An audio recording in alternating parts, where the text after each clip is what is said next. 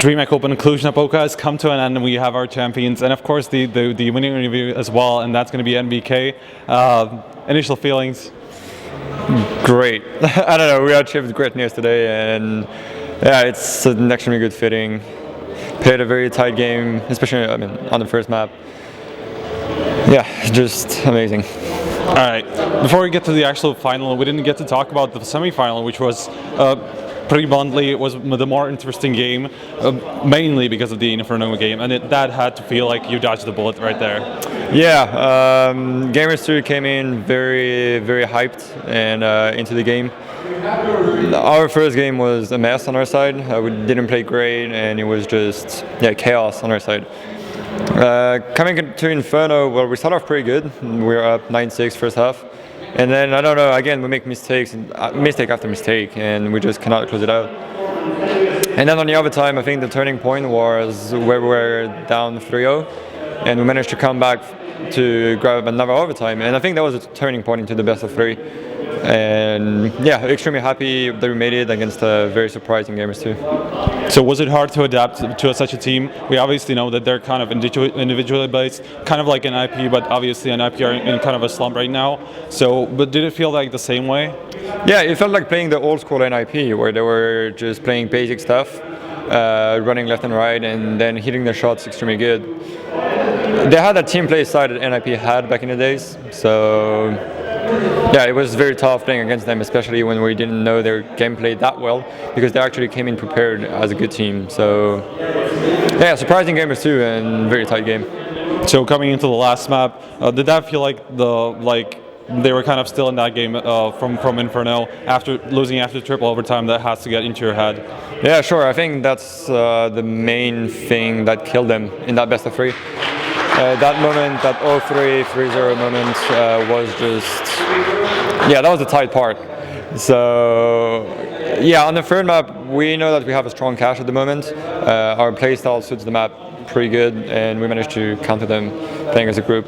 Happy that was extremely good on that one too. So, yeah, definitely there was a mental thing after the second map, and I guess experience played away because we're together as a team longer than them.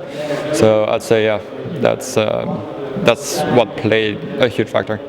So you had quite a clash of playstyles coming afterwards, because either it was an IP was, as we said, individually based, or it was Navi, who are very slow, very methodical. You know, first of all, were you surprised that Navi were the ones who just destroyed an IP?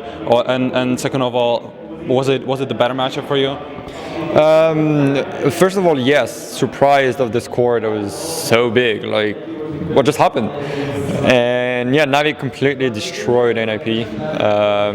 NIP just seemed completely off their game, and Navi in a good one, to be honest. Definitely a better matchup for us though. NIP have been taking us down online 2 or 3 times with this lineup. And yeah, Navi, we have a good record against them, especially with Happy and Kyo, because we took them down at several majors earlier. And yeah, definitely happier facing Navi than NIP in that point of time. All right, the grand final, it was in 2 maps straight. You were supposed to play Train and Cobblestone and then Dust2, is that correct? Were you surprised that it was Train first? Were you surprised about their pick? No, we knew exactly how the maps were going to go. No real surprise there. And we knew that when we saw Dust2 as a third map, we were like, oh damn, that's not the one we wanted. And we were extremely focused on trying to close the game 2-0, because we're a decent Train team and we're a good couple team. But Dust2, to be fair, they probably would have won it if we would have played it. So yeah, just the veto was not optimal, but okay. Correct me if I'm wrong, but you didn't play Train at this event up until the grand final, correct? So were you a little worried about the train coming in first? No, actually, like nothing at all. Train is a map that plays a lot with team play, like basic team play. And we knew if we could get that going early, it would have worked. And it did when we were up 7-0. All the rounds we won were super close, yet we came out on top.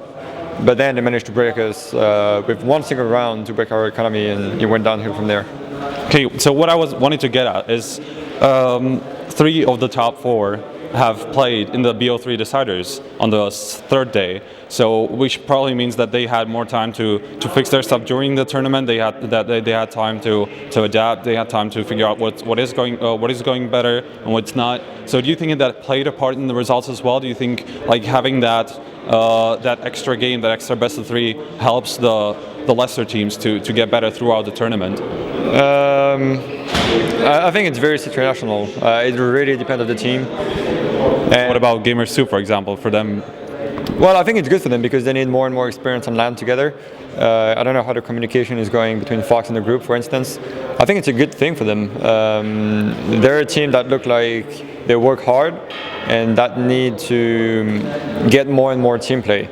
So definitely playing an extra best of 3 is good, I guess, for them. Again, it depends on the matchups they had afterwards.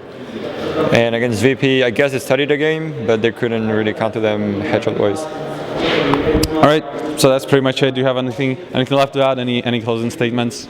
No,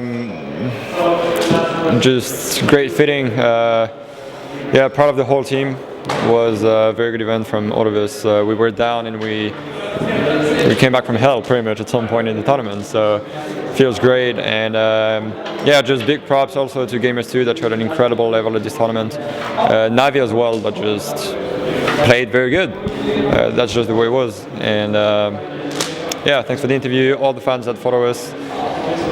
Yeah, just thanks for supporting us all the time. It's always an amazing feeling, and proud of being a part of Envious, and everything is great right now. Of course it is. You just became the champions, the major champions, for you the second time, for KNES, for example, for the first time. So yeah, it's been an exhausting event, guys. So 5 days are all behind us. So stay tuned to H. Livador as we're going to close out the coverage from DreamHack Open Cluj-Napoca.